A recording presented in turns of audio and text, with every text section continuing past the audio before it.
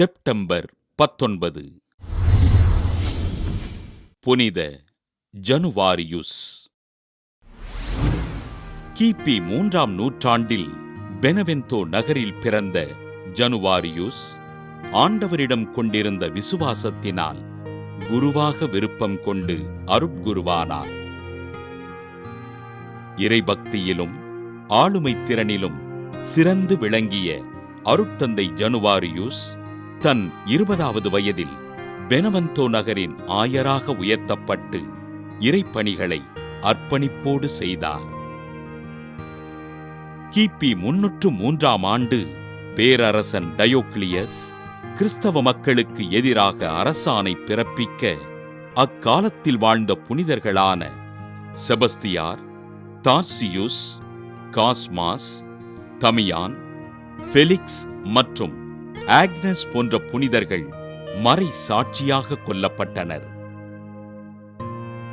கிறிஸ்தவ மக்களையும் கிறிஸ்தவ ஆலயங்களையும் அழித்தொழிக்கும் முயற்சியில் பேரரசன் டயோக்ளியஸ் ஈடுபட ஆயர் ஜனுவாரியுஸ் மக்களை படைவீரர்களிடமிருந்து மறைத்து வைத்து காப்பாற்றினார். கிறிஸ்தவ மக்களை காப்பாற்றியதால் பேரரசனால் கைது செய்யப்பட்ட ஆயர் ஜனுவாரியுஸ் சிறையில் அடைக்கப்பட்டு பல்வேறு துன்புறுத்தல்களுக்கு ஆட்பட்டார்.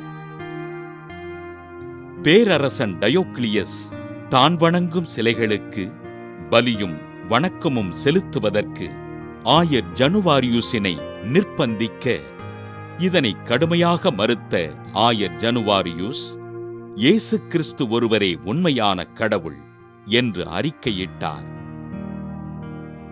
பேரரசனின் கட்டளைக்கு கீழ்ப்படிய மறுத்து ஆண்டவர் இயேசுவினை போற்றி புகழ்ந்த ஆயர் ஜனுவாரியுஸ் கிபி 305ஆம் ஆண்டு தலை வெட்டப்பட்டு மறை சாட்சியாக விண்ணகமடைந்தார்.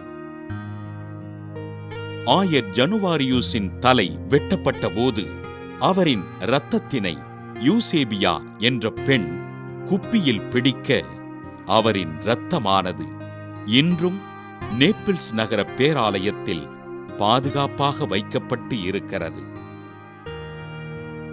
ஆண்டவர் இயேசுவே உண்மையான கடவுள் என்று அறிக்கையிட்டதற்காக தலை வெட்டப்பட்டு கொலை செய்யப்பட்ட ஆயர் ஜனுவாரியுஸினை திரு அவை புனிதராக உயர்த்தி இரத்த வங்கிகளின் பாதுகாவலராக அறிவித்தது. புனித ஜனுவாரியுஸ் திருவிழாவினை கொண்டாடுகின்ற நாம் இரத்தத்தில் பிரச்சனை இருப்போருக்காகவும் இரத்தம் தேவைப்படுவோருக்காகவும் ஜெபிப்போம்.